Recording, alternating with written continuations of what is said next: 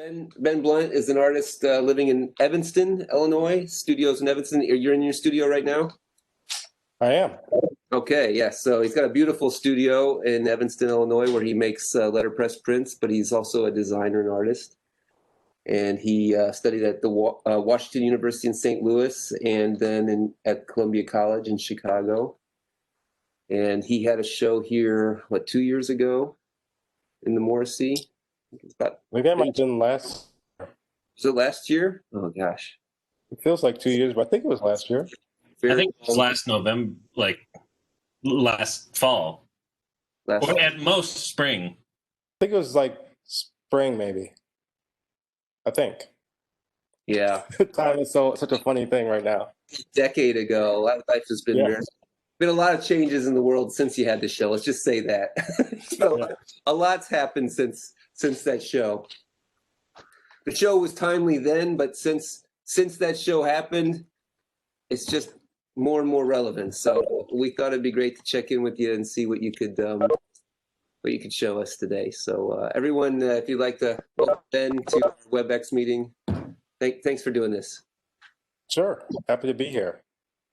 Thanks for having me. Thank you, Joseph. Thank you, Chris. I'm going to, like Chris said, show some slides, kind of show some recent work, and then we can do Q&A. Chris, if you want to jump in with questions that are like pertinent while I'm talking, feel free. You don't have to wait to the very end. It's up to you. But yeah, I'll talk for probably half the time, and then we can all talk as a group. I'll stop sharing the screen, and we can all look at each other and chat that way too. Cool. So here we go. Can you all see my screen? Okay. So I'm calling this talk present tense printing. This is going to be work that I've been printing over the last 6 months since COVID hit, since we got sent home. And also present tense because this is a tense period in time. It's very kind of anxious and kind of fraught, and that's really informed all the kind of work I've been doing. It's really been a reaction to living in this new kind of situation with COVID-19. So since we're all kind of separate from each other and all in our different homes, I thought I'd give you a little context of where I am. So like Chris said, I'm in Evanston, Illinois. If you don't know, Evanston is the town just north of Chicago. It's where Northwestern University is. So this is, if you're staying on the street, this is the outside of my studio. It's a storefront studio, and the studio is called Make, kind of just to remind myself the importance of making things and keeping that at the forefront in everything I'm doing. If you walked up and pressed your face up against the window, you could peek in and see that's the press, and that's kind of where I'm standing right now. You can see the posters behind me that are on the wall to the right in the photograph. I'm standing on the edge of my press at the flat surfaces called the feed board. And so, yeah, if things were different, I might be here talking to you and there talking to you in person, but since it's kind of welcoming you into my studio, let's pretend that we're all huddled around the press and I'm holding up pieces of paper as opposed to clicking through slides. So welcome to my studio. This is the press where I do most of my printing. It's a Vandercook proofing press, number 4. These presses were made in Chicago, and the one I have was made in 1947. You can see against the wall, which is behind me here, is all my type that I use for printing. The big cabinet on the left has all my wood type, and the next 3 have metal type in it. That second one is kind of the larger point sizes, and the 2 green ones are smaller ones, like 8-point type, 12-point type, that I don't really use that much, as we'll see going forward. So the first piece is the first thing I printed after COVID hit. I was inspired by what we've seen from Italy. So remember, it hit in Italy first, and we were kind of getting reports on what was happening to them and knowing that would be hitting us in a few weeks. And so they had these signs up saying everything will be all right in Italian. And so the storefront owners would have these signs up. People would have these up in their homes. You saw kids drawing these with the rainbows. And then people on my block were starting to do that too, and putting signs up on their window. And I thought, hey, I've got a printing press. I can make some signs too. So the first thing I wanted to do was say, keep your distance, because this is when COVID was really new and everyone was, frankly, scared to death. And it was like, please stay 6 feet back, everyone stay away. And then I went to some more kind of simple messages and things to think about and try to understand this new situation that we were in. So I made these series of posters, and they all have the same kind of repetitive message, blank, you're blank. So like I said, keep your distance was the first one I did. And then I was thinking, wow, I'm going to be spending a lot more time with the people I live with. My daughter's not going to be going to school every day. We're going to be kind of huddled up together. So as opposed to thinking that's a terrible thing, to remember to enjoy your family. The person at the end of my block had a huge sign in front of her house that said, thank your helpers. So I put it, thank your helpers. So just things I was thinking of as COVID first hit. And the one that really resonates with me the most is the share your skills. And I was thinking, that's what I want to do with the press during this time. Do things, use my skills as a printer and a designer to make things that have real meaning and real resonance right now. And so all the work that you see now is really connected to what's important to be printed at a time like this. And at the bottom of all these prints, there's the phrase, we are all connected. So besides being a letterpress printer, I also work 9 to 5 as an art director at an ad agency. So also in my studio, there's a folding table and a folding chair. I need to get like a real chair because my back is killing me right now. But this is kind of my desk where I work every day. So I'm sitting at the laptop, looking out of the window, and this is kind of where I work every day. I come in early to print before work, as opposed to commuting to Chicago for work. And then I can stay after work and I'm in the studio right away, as opposed to having this hour commute. And so looking out the window, I'm seeing all these people I've really never seen before. So people are out trying to get exercise. As you can see across the street from my studio, it's a bunch of houses. So it's a very neighborhood situation. It's not really, there's some storefronts on my side of the block, but the other side of the block is just houses. And so there's people walking their dogs, people taking strolls to get out of the house a little bit. There was this one mother, like at 8 o'clock every morning, she was out running with her 2 little boys, like a 7-year-old and an 8-year-old. And I'm thinking she's trying to make them tired so that they don't drive her crazy all day long. And so just thinking like, instead of seeing my coworkers every day, I'm seeing these people. These are my coworkers, or these are my neighbors too, because I see that I live around them and work around them and didn't know that before. And just thinking about an even bigger level, how we all have to kind of look out for another now. So when people are walking down the street and someone might walk into the street, so you're not 6 feet close to each other, or everyone's wearing a mask, that you keep each other safe. So the idea that we're all neighbors, and explaining the idea of what a neighbor is. So I made this print. We will get through this after all, we're neighbors. And at the bottom it says, print it with love from your neighbor at 1123 Florence, which is the address of my studio. So I printed 250 copies of this print and then walked around the block around my studio and gave them to all of my neighbors. And I did the same thing. I live about 10 minutes away. I walked up 4 blocks, handed out this poster to everyone on one side of the block, across the street, and walked back and passed it on the other side of the street. So I wasn't ringing doorbells or having conversations with people. I just put the posters in a sleeve with a little note kind of introducing myself, and just left them for people, just as kind of a sign of solidarity and saying, wow, this is really tough, but only through like being neighborly and doing this together will we get through this. And what was cool, like a few days in the subsequent weeks, people started putting them up. So now when you walk like around my neighborhood and around where I live, you can see people have these signs up in their windows and in their doorways. It's cool because I didn't ask specifically for people to put signs up. They just felt like, hey, I'm a neighbor, and wanted to kind of show like I'm down and we're all in this together.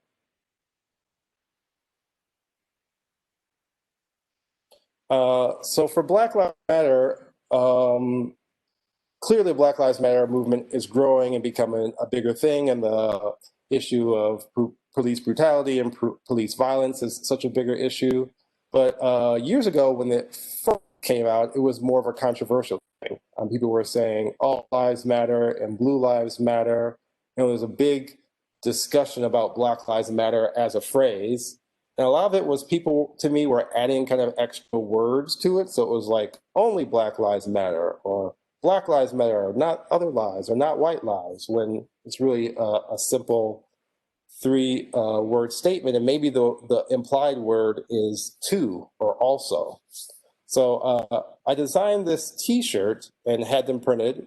I don't know if you guys seen the ampersand shirt. It's kind of a meme. The original one was in Helvetica, and it was the Beatles. So it was like George and Paul and John and Ringo.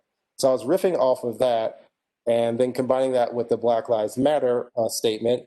And again, adding some more words to add a little more context to it. So now it reads Black Lives Love and Strive and Hope and Struggle and Matter. So it's kind of adding the idea of humanity to this, that Black lives are not supposed to be special or different, but they're like every other life. They love and they strive and they hope and they struggle and matter.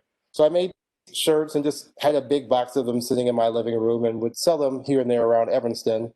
But when Black Lives Matter became more of a movement that kind of the majority of people were embracing, people were starting to buy the shirts a lot. So I've been selling a lot of these shirts, and people have been wearing them to actions and protests. And it was interesting to see the work kind of outside in the world, kind of activating it in its own way. Another thing I did was a friend of mine made posters. So she said, oh, this is a great phrase. Let's put these on posters. So she just took the file and had some posters digitally printed. And when I would go to talk to students just like you, I might just test these out. And again, once more eyeballs were on Black Lives Matter as an idea, I started getting people asking me, could they buy the poster? And I was like, well, I'm not really selling them. I'm just giving them away, but I thought maybe it's a way to raise money. So I started selling the poster on the left for $10 just to raise money. They sold really quickly, and we raised some money for Black Lives Matter, which was great. And I thought, well, maybe I should bump up the price more to kind of raise more money. And so I letterpress printed solidarity and support on the same poster, kind of as a premium. I thought that was because some people are, even if they are supportive of Black Lives Matter, they might not really go to a protest. They might not really do an action. This might be a new thing for them to be involved in any type of activism, but they wanted to do something. And so I thought a lot of people were getting into this as a way to just show solidarity. They might put this poster up on their window, might just put it up in their house, but they just wanted to do something. So to me, this poster was a vehicle for people to contribute and support.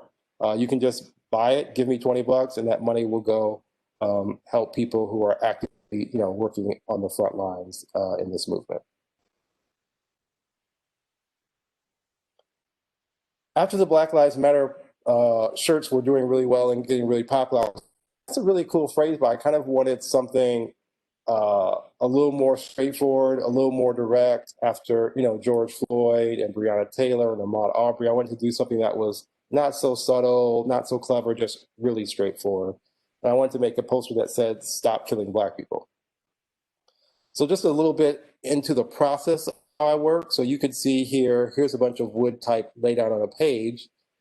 And what I do with my print practice to differentiate a little bit from my design practice is I like to kind of design live on the press. I had an idea of what phrases I wanted to say.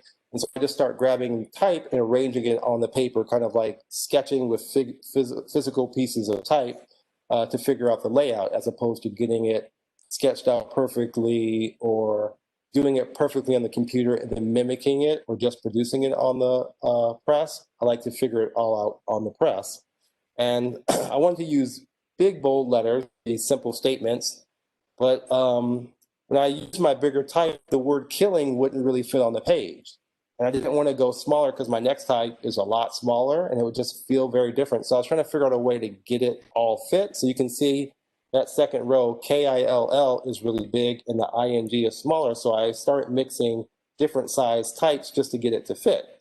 And so once I did that right once for killing, I thought, well, I have to do it more than once so it looks like it was a stylistic choice and not just like I ran out of room.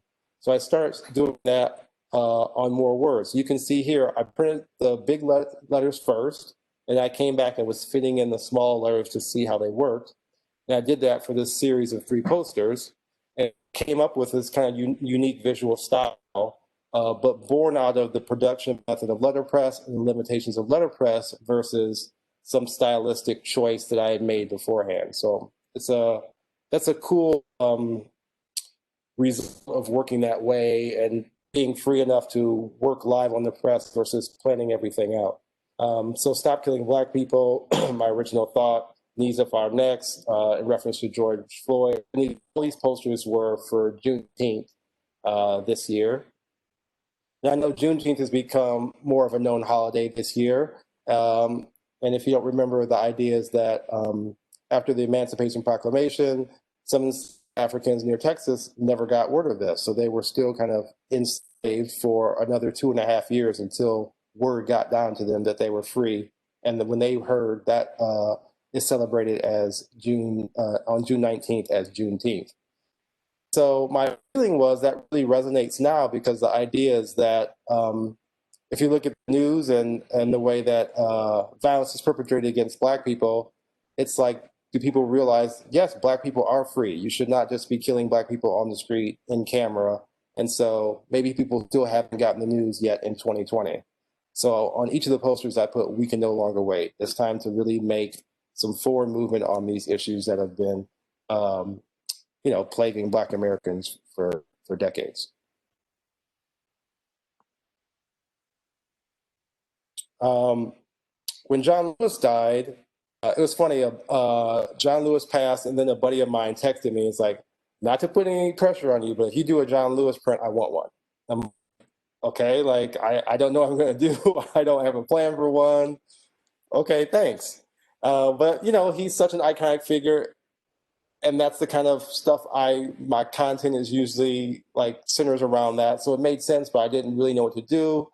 And I didn't want to just say a big Good Trouble poster because a lot of people were doing that. I wanted to find it kind of a different take. And so I don't know if any of you have read the graphic novel March.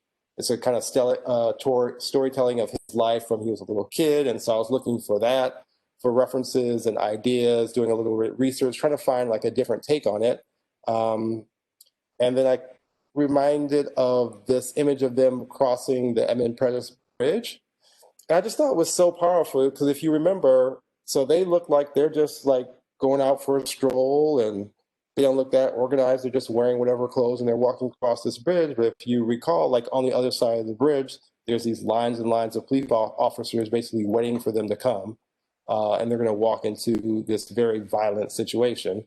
But yeah, they just look like regular people. And John Lewis is wearing this kind of strange outfit of a trench coat and a backpack. And I just thought, like, these are regular people. And these are young people. These are like, a lot of these are college students. They're very young people. And I was like, this could be any of us. Like, young people with their regular clothes on, like, walking to do something enormous for justice, and thought, like, anybody could do, like, what he's doing right there, anyone could take that spot. So I came up with this print, trench coat, backpack, marching shoes, 80 years of good trouble. This is called the recipe for good trouble. So the idea that anybody could put on a trench coat and a backpack and marching shoes, but also you remember you have to take the bravery and the courageousness and the passion and the courage of your convictions with you, but anyone can take this journey to do something incredible. And so I thought it was an interesting way to highlight that moment. So it's kind of an equation. Trench coat plus backpack plus marching shoes equals 80 years of good trouble. If you read his history, John Lewis has been doing this stuff his whole life. The last thing I wanted to share with you was the latest thing I've been doing. A buddy of mine, a printer named Rick Griffith in Denver, Colorado, started this organization with another printer, Amos Kennedy, called the ACPA, the Amalgamated Colored Printers Association.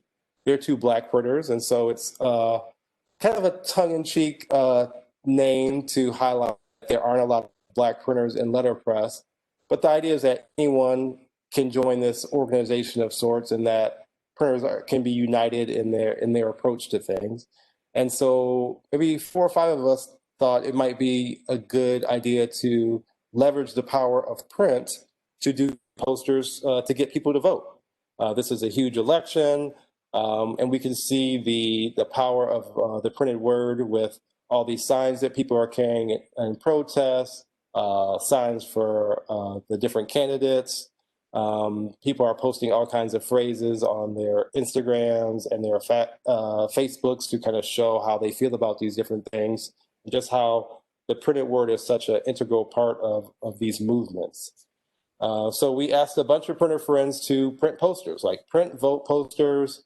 We'll all collect them together, put them up on a website, and make them available to people. So yeah, and dozens of printers responded within a very short time frame to print 50 posters and send them in to Rick at Denver, and he put them up on the site. And so here's a screenshot of just some of the posters that are on there. So it's people from all the country. We got some people from Philadelphia, Pittsburgh, Wisconsin. And we're selling the posters for $11.03, $11.03, which is also Election Day. So we're making them inexpensive so that people can get them and people will put them up.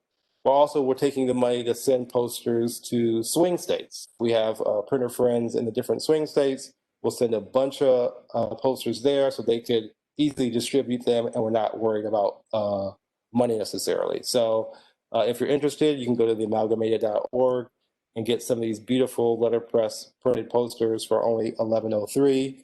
And they're all like 12 by 18 good sized posters. One of my favorites is the second one by Stephanie Carpenter. Those are broken pieces of wood type. So that's literally half of an O or half of a V that she put together into this design to make these posters. And you also have, they've been photographs and turned into JPEGs, so you can download them and share them that way as well. I did 2 posters for this initiative. The first one, and it's kind of a nonpartisan initiative. We're just saying kind of vote. I think most of us are voting the same way, but these posters are not partisan for a particular candidate. We just want people to get involved in the process and really get out there and vote by November 3rd. So the first one was just having fun visually. I thought of it as like a megaphone, someone yelling vote with the small V going up into the big E. And then the second poster really just saying how important, no matter how you have to do it, whether you're doing it by mail or absentee, if you're going to stand in those really long lines that people are standing in, by any means necessary, make sure you vote. So those are my 2 contributions to this initiative. And that's what I've been doing during Corona and COVID. That is my Instagram too. I'm pretty active on Instagram. If you want to follow me or send me a message or chat after this, I'd be happy to chop it up with you. Okay, cool. Thank you so much. Ben, will you tell me that website again, amalgamated.org? Yeah, theamalgamated.org. Theamalgamated.org. Cool. Love it. And your website is benblount.com, is that correct? Yeah. Okay. And yeah, I have most of my stuff up on my website, and then I sell stuff through bluntobjects.com. So my last name, you don't pronounce the O when you say it, so it's bluntobjects.com. Got it. Stuff up there. Got it. Oh, there we go. Thank you, Lisa, in the chat. Okay, so if anyone wants to ask a question, why don't you just pop a chat message in there saying you'd like to ask a question, and I'll let you. I'll delegate the mic to you, and you could ask your question to Ben directly.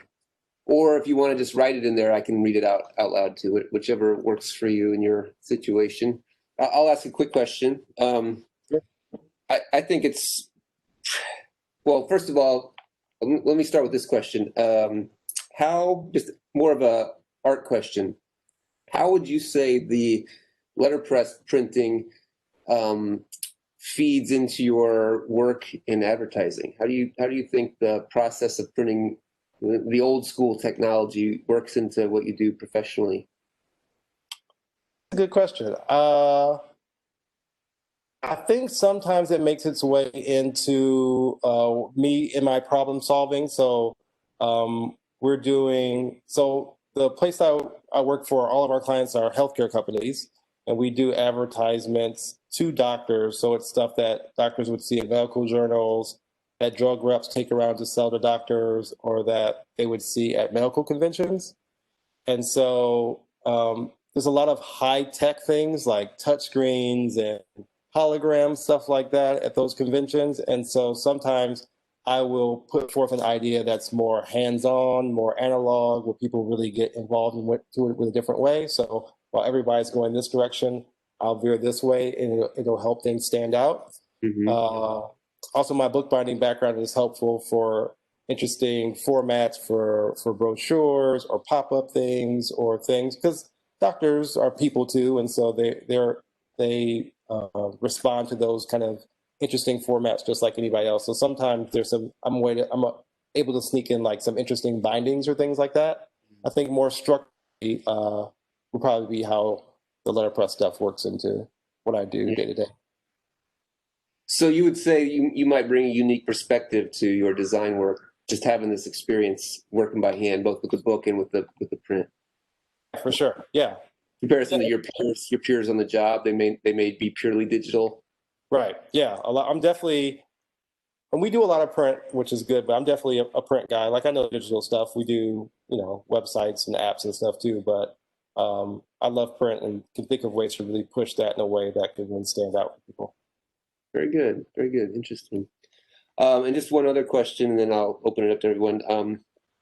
Just really interested in how it seems like, at least for you, your sense of your local community really grew in these weird times. And just wondering if you had a kind of a wide angle view on that, more to say, like, you actually maybe know more of your neighbors in the process of reaching out to them in that way. And, silver linings for all this, right? And it seems like there have been some real silver linings for you.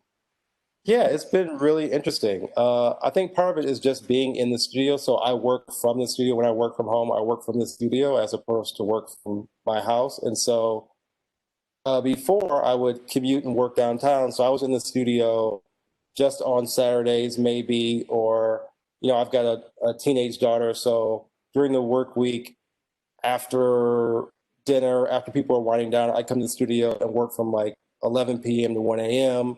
or midnight to 2 o'clock in the morning during the week. So as opposed to getting a couple hours in here and there, I could come in an hour and a half early and print every day. So I'm in the studio a lot more. And considering that we're supposed to be apart from people, now that people are ordering things from me and they can come to the studio, pick them up, kind of safely masked, I see people fairly often. We're selling Black Lives Matters signs out of my studio too. And so I get a fairly regular interaction with people that I didn't have before. And so, yeah, I got to meet neighbors, know their name. They're looking out for me now, and I can look out for them. There's one of my neighbors across the street. I saw they had a package on their door for like 4 or 5 days, and I texted her like, hey, are you guys out of town? Do you want me to grab that package for you? And so it's definitely a different kind of relationship that I had before. And kind of sitting in here at the studio with all my stuff all the time, the ideas are really just flowing too. So it has been a boon in that regard. It's really interesting. Yeah.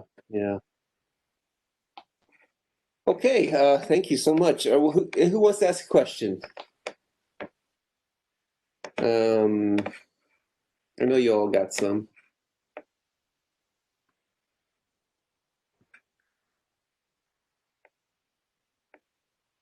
Where do you see Amalgamated going after the election? Do you think it will maintain the voting presence? Do you think it will go into other fights in that world, or do you think that this is kind of the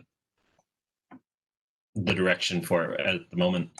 That's a good question. I would hope now it's been activated in this way, like getting different printers together to actually do something, that maybe there are other opportunities to do that. I don't know. I think of it as more as, Rick and Amos's thing. And so I guess I could have input. But yeah, I think the idea that we ask people pretty last minute during a pandemic, hey, can you make 50 of something for free and send it in the mail? And, and people responded, yes, definitely. I definitely want to be a part of this. So maybe there are other things where we can mobilize printers to take an active role in, contributing their voice to something. I think it would be great.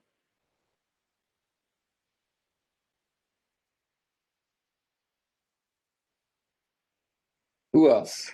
Questions on the process? Questions on the message?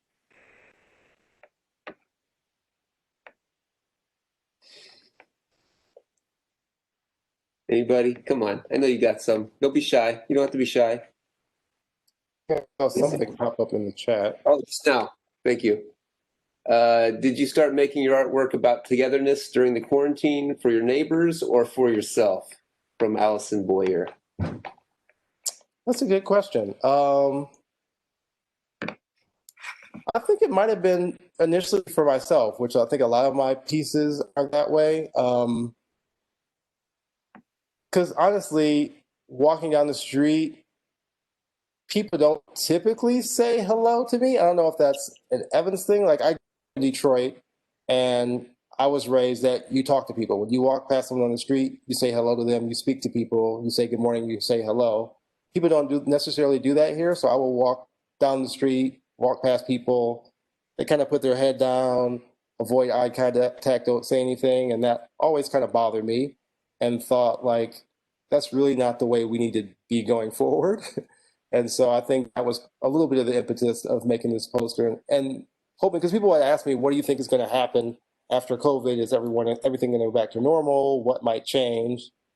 And hopefully this sense of we're all really connected and part of this larger community still lingers a little bit. I don't know if stay as strong, but maybe there's a few threads of that, or the new friends that you've made during COVID because you're out or you have a different rhythm. Maybe you can continue those friendships and build something from there. Yeah, I remember a little. Yeah. Oh, go ahead. I was going to say, generally speaking, a lot of my work is something that I've been thinking about or is bugging me, or I want to say something about, and then I find that once it's out in the world, it resonates with people in a way that I didn't necessarily intend or expect. Yeah. Okay, another message. I'm not okay. So she just has to type in her question. Do you think your coloring book is too mature for a 6th grade class? How would you share this with kids in a learning environment? Oh, Misty show when it was here a couple of years ago. yeah. So if you hadn't seen it, she's referencing a book I did called the Racial Activity Coloring Book. So it's a coloring book with kids' games like crossword puzzles and word search and connect the dots. But instead of like learning about your alphabet or sea animals, all the content is about race and things that we learn about race and stereotypes. And so, for instance, there's a crossword puzzle, but it's called the N-word puzzle. And it's clues just like a crossword puzzle, but the answer is the same 6-letter word. That's the N-word, is the answer for all of the things in the puzzle. I think it could be an interesting way to talk to younger kids about it. You definitely have to, I think, walk them through it and walk them through the ideas of why this is, funny or interesting or thought-provoking, I guess.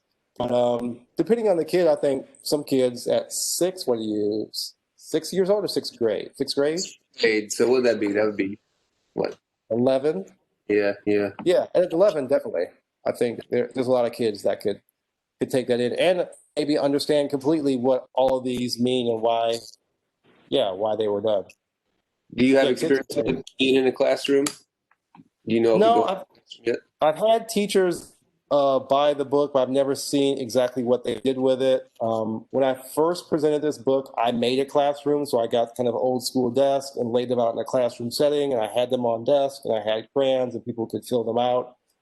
They were adults, though, and seeing how people interacted with him was really interesting. Some of them kind of played along with the game, but other people kind of refused. One person wrote, I had a blank face of a person, and it said, oh no, you just got robbed.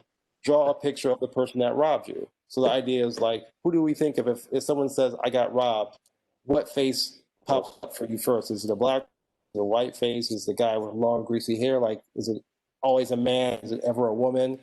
And so those kind of initial thoughts that come to your mind, it was kind of sussing those out. And so someone wrote, I know what you're trying to do, and I'm not going to do it. It's funny.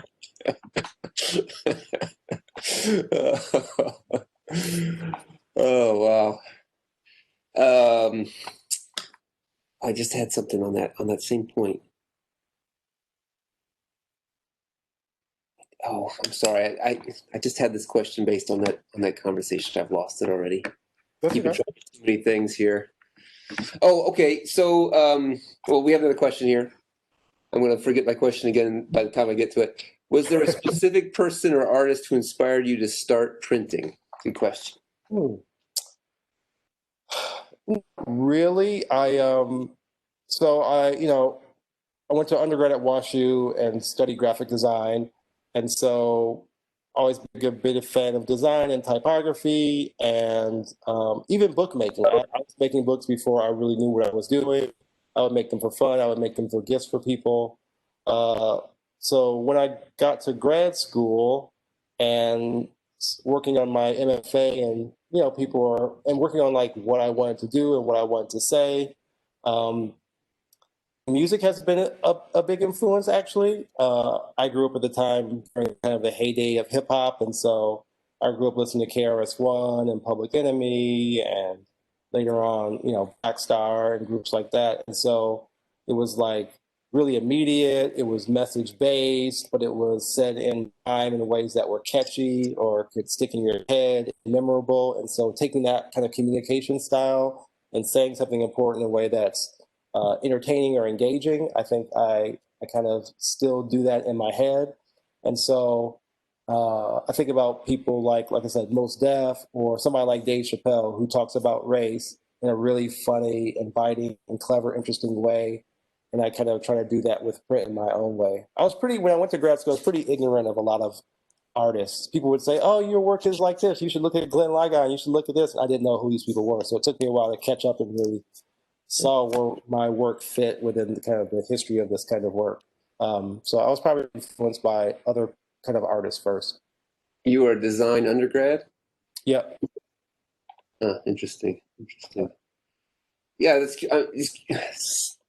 this reminds me of what I was going to ask you, which is about type in general and text. And text as art. Yeah, it's interesting that we really focused in on the message as a word and the word as an image, as opposed to other image-based stuff. I mean, we certainly are, pulling in visual elements on occasion, but it's really the word as an image. Any thoughts on that? How that is that really that comes from the music, really? Yeah, and part of it is I'm trying to make my print practice right now very different from my design practice. So, I'm on the laptop, InDesign, Illustrator, Photoshop all day long. So I try to limit myself to the materials I have here. So I not just, but 90% of the time use wood type and metal type for all of my posters. Every now and then I'll carve something out of linoleum if I need something, but I don't make a lot of images. I don't make a lot of computer plates. I just try to make it work within the confines of what I have. And so kind of trying to be creative within those limitations of letterpress. My press is a certain size. I can only make posters that are about 14 inches wide. I only have a certain number of typefaces available. And so trying to problem solve and make things work. So I'll write something out I want to write and find out it doesn't really fit in the press. So I will change the words to put shorter words in there to make it fit. So I really try to kind of be creative within those limitations. And I think using mostly typography is an offshoot of that. Right. That's right. Remember, there were some heads in the Morrissey show. Weren't there some portraits? Yeah. Is that right? I did draw them. Yeah, I made plates, but it was a while ago. And I would probably do that again if I needed to, but It's interesting to see how much you could do with just a bunch of sans serif type. Yeah, right. No, it's fascinating. I love seeing the fitting the word in and the creative response to the problem and how that came to be, because it wouldn't happen in Photoshop, right? I mean, you would have had some issues with paper sizes or whatever, but the fact that you're playing with the blocks of wood really came to a unique solution. And now knowing I have those two sizes that work well together, I could do that again. And like the underlines are the letter I turned sideways to kind of underscore these things. And so, just coming across that organically was kind of cool, I think. Yeah, sure. Okay, what else? Who else? Oh, here we go. Timian, thank you. How do you choose when you want to create a digital print versus a traditional print? Is it the mood that strikes you in the moment? My first thought is always to print it myself, letterpress. Sometimes like the Black Lives Matter one, those posters, I've never printed that letterpress. That was always digital. And I did that because I wanted them to be inexpensive. I wanted to make a ton of them. So versus me having to print them by hand and then being more expensive or more kind of fancy, I thought it was best to just kick out digital ones. I've also made some big posters that are like 18 by 24. I can't do that with my press. And so I've designed the posters and had them screen printed. Again, because if it's a big 18 by 24 press and I had to borrow someone's press and get this huge sheet of paper, it would be more expensive than if I had it screen printed. So, I'll switch things up depending on the need, but my go-to is, can I print this? Yeah. And to me, like explore screen print on your own at all in your shop? Do you have a space for that, or is that solely just if you need it, you send it out? Yeah, I've taken a class once, but I'm not a screen printer. I mean, I have a sink and I have a closed bath. I mean, I have a shower and I have a bathroom. I could do it, but I don't think I would. There's the immediate, and again, the whole options. Then you're like, I'm drawing, I could do whatever versus like working with what I have. I feel like I still got some few years to like, not master it, but get really good at this before I broaden that far. I'll probably get into some more image making more before I went all the way to screen printing. Well, I have thought screen printing on top of like Globe in Maryland. They do a lot of screen printed backgrounds with type on top, letterpress printed. And that is a cool combination of styles, I think. Yeah. Yeah, so much, probably more direct than using how many filters in Photoshop to get the same look and feel that everyone tries so hard to get, to just print the type right on top of it. Yeah. Yeah. Okay, Lisa asks, I know you said the Vandercook is your go-to press, but do you have other presses that you work with? Oh yeah, I have. My first press was I don't know if you can swing around. There's a sign press. Yeah, you can see it. It's a mess in here, but that little press was my first press, a sign press. So with that kind of press, I would use a brayer and ink up the type each time. This is kind of the press, a smaller thing that a store might have in their back area if they were making for sale signs back in the day. And that's the one that I can take with me. It's heavy, but if I could grab the sign press and a few cases of type, I could do workshops around town, which is nice. And I have another even smaller little press over there that someone got from me from a yard sale, and I haven't gotten it working yet. But 9 times out of 10, I use a Vandercook because it's faster, especially at doing a larger edition, and the alignment, you could get really good registration with it. Mm-hmm. Mm-hmm. Do you have a favorite print that you have made? That's a good question. There is a print. I'm trying to think I feel like I saw it recently. There's a print that says, I think you've thought long enough, think less, do more, that I did several years ago. Because, I think with a design background, and I'm a little bit of I don't know, like, making sure everything is perfect. I used to really agonize over everything and make sure and go really slowly. And running into a printer named Amos Kennedy, he kind of knocked me off of that trajectory a little bit and loosened things up. And so it's a reminder to me to kind of not get bogged down in the tiny little details that no one's going to really notice but me, and to kind of get into the process. And that's kind of why I work that way, just on the press, as opposed to making that same poster on the computer and like, that's perfect. Now I'm just going to go over here and reproduce it. To me, that's less fun, even less interesting and less fun. And so kind of staying loose with it and working quickly, has been good in that. That's another print that I made for me. Someone literally told me that. I was like, should I do this? Should I do this? I've been saying this for him for months. He was like, I think you've thought long enough. Like, you know what to do. This is ridiculous.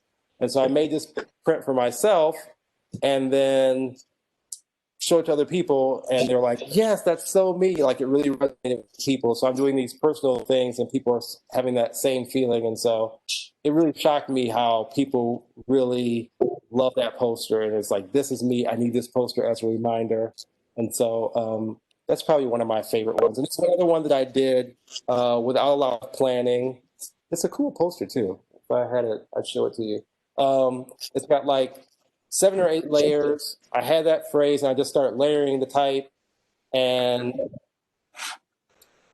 this is before I had a press. So I was printing this back at Columbia College when I just went back as an alumni printed. So I knew I had like a half a day to print. And so I went there with that phrase in mind.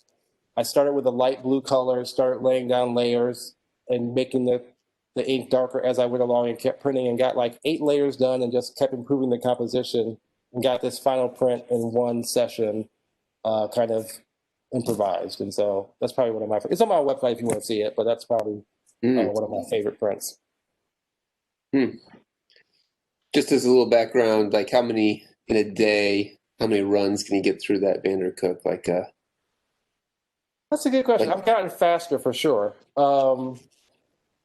For a one color, the setup is the hard time, is the most time intensive. So once it gets set up, you could do, I don't even know how long it takes to pull a print. I don't know, 15 seconds. I don't know. You could probably print 3 prints in a minute or something and go, I don't know, you could, if there's not a lot of elements and everything's locked up, go pretty quickly. Yeah. I think of usually working in 4 or 6 hour increments, setting everything up, doing it, and putting one color in 4 to 6 hours. 4 or 5. Do the whole day, yeah. If I'm working wet or come back in a 4 to 6 hour increment, what would the run be? Like 30, 50? Probably 50. I used to do smaller runs, but learned that you're kind of wasting time. It's not that efficient. So now to at least 50. And then for some of them, I've been doing 100, but at least 50. Yeah. Cool. And just in case anyone's curious, do you mind speaking about Amos Kennedy just a little bit there? Some people may be familiar with him, but some people may not be. Sure. He's a letterpress printer that's currently in Detroit.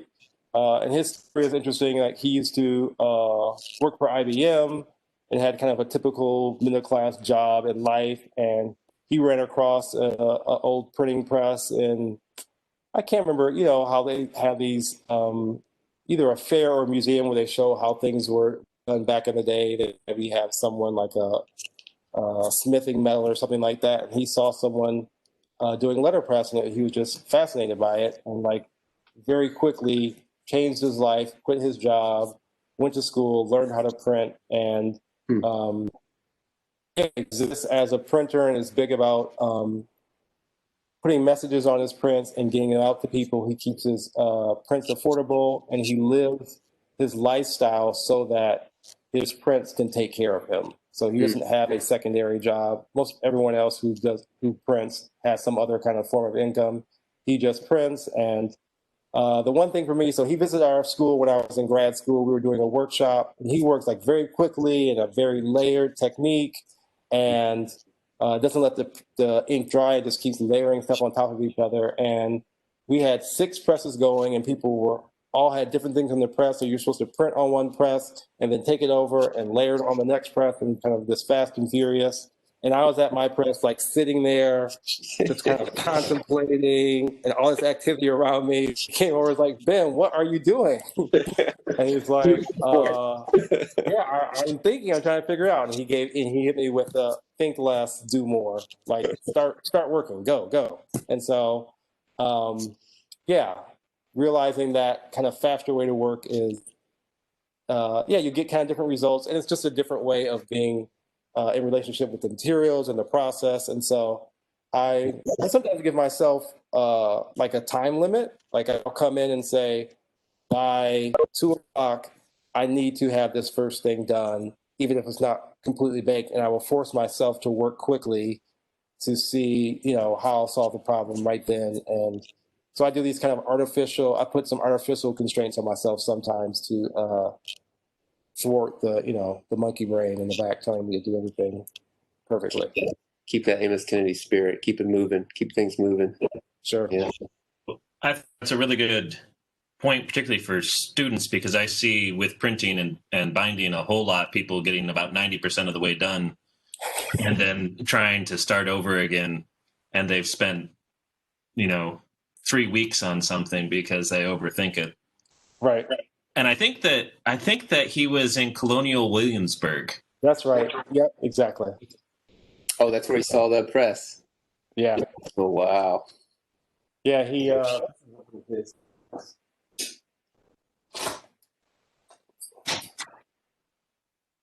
Mm-hmm.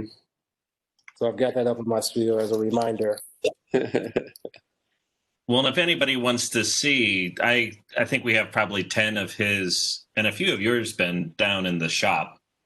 The shop, for those of you that haven't been there, is just pasted not dissimilarly from my wall or Ben's wall. And it's all the letterpress printers that I've been lucky enough to know or trade with over the course of my lifetime. So if you want to see either of their work in person and come down to the shop. Mm-hmm. Okay. Anyone else have any questions for Ben?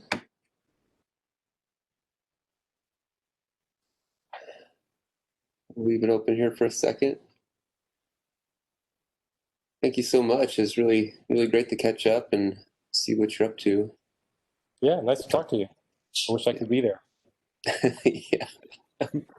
We'll do it again. Hopefully soon. Yeah. We like I said, we're starting in late January, and everyone we're planning on just doing the same thing again next semester, but everyone in the back of the mind hopes we can change it up eventually, even before the school year ends. It'd be nice. Yeah. Okay. Gail says thanks. Kristen says thanks. Thanks, Gail. Thanks, Kristen. Thanks, Allison. Yeah. Cool. Thank you. All right, Ben. Well, I'll catch up with you on the other side. And Gail said I just found the chat button. there it is. Yeah. Have a good evening, and stay safe and take care. All right. Yeah, it's good to see you again, Ben. Too. It's good seeing you on the Artist Book House too every now and again.